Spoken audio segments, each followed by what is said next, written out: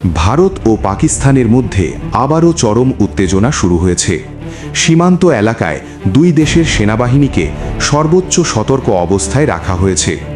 এই পরিস্থিতিতে দক্ষিণ এশিয়া জুড়ে নতুন করে যুদ্ধের আশঙ্কা তৈরি হয়েছে। সাম্প্রতিক রিপোর্ট অনুযায়ী কাশ্মীর সীমান্তে দুই দেশের সেনাদের মধ্যে একাধিকবার মুখোমুখি অবস্থান তৈরি হয়েছে। ড্রোন, যুদ্ধবিমান এবং ভারী অস্ত্র সীমান্ত এলাকায় মোতায়েন করা হয়েছে। ভারত এবং পাকিস্তান দুই দেশই বলছে তারা নিজেদের নিরাপত্তা নিশ্চিত করার জন্য প্রস্তুত।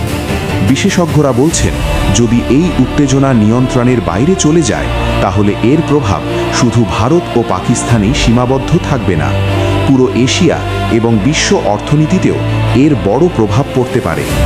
জাতিসংঘ ও আন্তর্জাতিক মহল এই পরিস্থিতি গভীরভাবে পর্যবেক্ষণ করছে। বিশ্ব নেতারা দুই দেশকে সংযম দেখানোর আহ্বান জানিয়েছেন। তাদের বক্তব্য, যুদ্ধ হলে দুই পক্ষেরই বড় ক্ষতি হবে। এই সময় কাশ্মীরের সাধারণ মানুষ সবচেয়ে বেশি ভয়ের মধ্যে রয়েছে। স্কুল বন্ধ, দোকানপাট বন্ধ এবং হাজার হাজার মানুষ নিরাপদ জায়গায় যাওয়ার প্রস্তুতি নিচ্ছে। ভারত ও পাকিস্তানের মধ্যে এর আগেও একাধিকবার এমন উত্তেজনা তৈরি হয়েছে, কিন্তু প্রতিবারই শেষ মুহূর্তে বড় যুদ্ধ এড়ানো গেছে। এবারও সবাই আশা করছে কূটনৈতিক সমাধানের মাধ্যমে পরিস্থিতি স্বাভাবিক হবে। তবে সামরিক বিশ্লেষকরা সতর্ক করে বলেছেন, যদি দুই পক্ষের মধ্যে সামান্য ভুল বোঝাবুঝিও হয় তাহলে বড় সংঘর্ষ শুরু হয়ে যেতে পারে। এই মুহূর্তে পুরো বিশ্ব তাকিয়ে আছে ভারত ও পাকিস্তানের দিকে।